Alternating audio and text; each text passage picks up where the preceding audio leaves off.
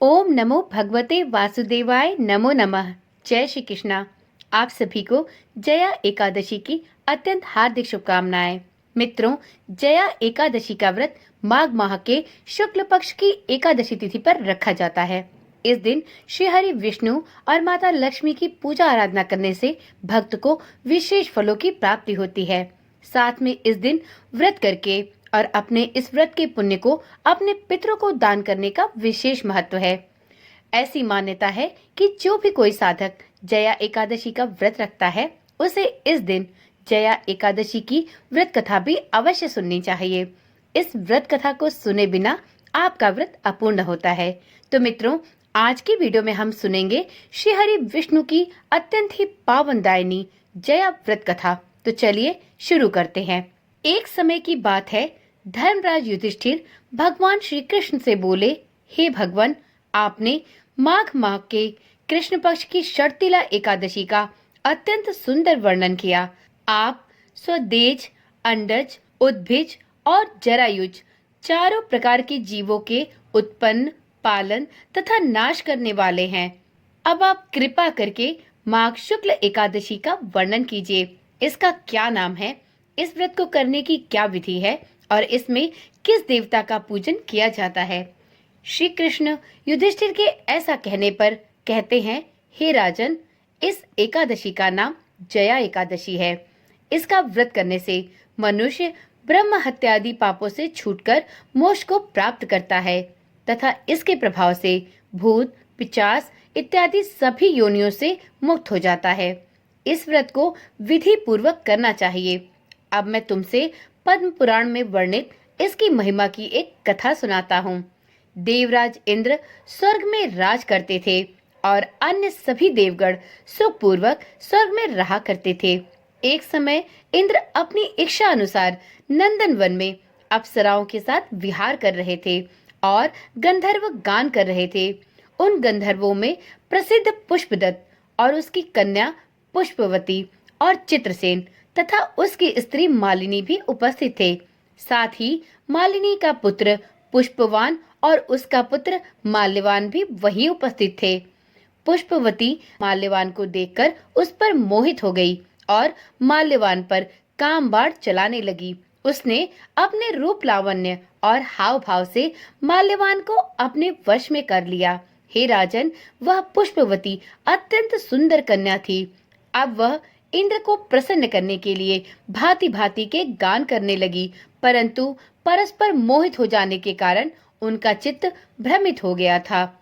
इनके ठीक प्रकार न गाने तथा स्वरताल ठीक नहीं होने से इंद्र इनके प्रेम को समझ गया और उन्होंने इसमें अपना अपमान समझकर उनको शाप दे दिया।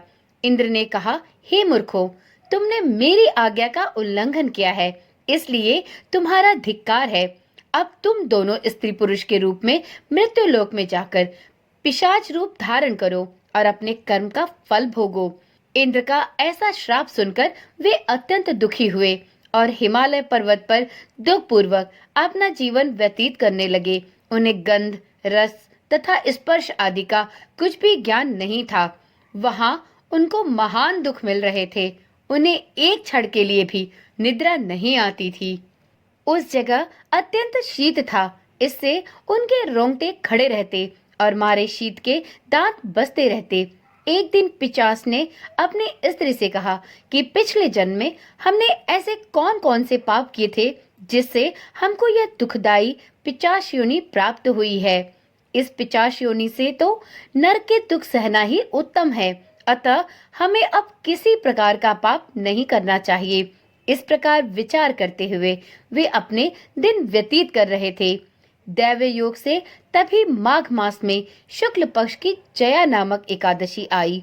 उस दिन उन्होंने कुछ भी भोजन नहीं किया और न ही कोई पाप कर्म किए, केवल कंद मूल खाकर ही अपना दिन व्यतीत किया और सायंकाल के समय महान दुख से पीपल के वृक्ष के नीचे बैठ गए। उस समय सूर्य भगवान अस्त हो रहे थे। उस रात को अत्यंत ठंड थी, इस कारण वे दोनों शीत के मारे अति दुखित होकर मृतक के समान आपस में चिपटे हुए पड़े रहे। उस रात्रि को उनको निद्रा भी नहीं आई और पूरी रात जागरण करते ही बीत गई। हे राजन, जया एकादशी के उपवास और रात्रि के जागरण से दूसरे दिन प्रभात होते ही उनकी पिशाच योनि छूट गई। अत्यंत सुंदर गंधर्व और अप्सरा की देह धारण कर सुंदर वस्त्राभूषणों से अलंकृत हो उन्होंने स्वर्गलोक को प्रस्थान किया। उस समय आकाश में देवता उनकी स्तुति करते हुए पुष्प वर्षा करने लगे। स्वर्गलोक में जाकर इन दोनों ने देवराज इंद्र को प्रणाम किया। इंद्र इनको पहले रूप में देखकर अत्यंत आश्चर्यचकित हुआ और पूछने लगा कि तुमने अपनी पिशाच योनि से किस तरह छुटकारा पाया, सो सब कुछ मुझे विस्तार पूर्वक बतलाओ। माल्यवान बोले कि हे देवेंद्र, भगवान विष्णु की कृपा और जया एकादशी के व्रत के प्रभाव से ही हमारी पिशाच देह छूटी है। तब इंद्र बोले कि हे माल्यवान, भगवान की कृपा और एकादशी का व्रत करने से न केवल तुम्हारी पिशाच योनि छूट गई वरन हम लोगों के भी वंदनीय हो गए, क्योंकि विष्णु और शिव के भक्त हम लोगों के वंदनीय हैं। अतः आप दोनों ही धन्य हैं। अब आप पुष्पवती के साथ जाकर विहार करो। श्री कृष्ण कहने लगे कि हे राजा युधिष्ठिर, इस जया एकादशी के व्रत से बुरी योनि छूट जाती है। जिस मनुष्य ने इस एकादशी का व्रत किया है उसने मानो सब यज्ञ, जप और दान आदि कर लिए।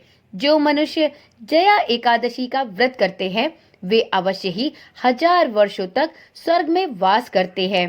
तो एक बार प्रेम से बोलिए श्री हरि विष्णु भगवान की जय, माता लक्ष्मी की जय। मित्रों, आज की वीडियो और आज की यह पावन कथा यहीं पर समाप्त करते हैं। जिन भी साधकों ने जया एकादशी का व्रत रखा है उनकी सभी मनोकामनाएं भगवान श्री हरि विष्णु की कृपा से पूर्ण हो, इसी आशा और विश्वास के साथ इस वीडियो को यहीं पर समाप्त करते हैं। फिर मिलते हैं एक ऐसी ही नई और रोचक जानकारी वाली वीडियो के साथ। तब तक के लिए ओम नमः शिवाय, जय श्री कृष्णा, राधे राधे।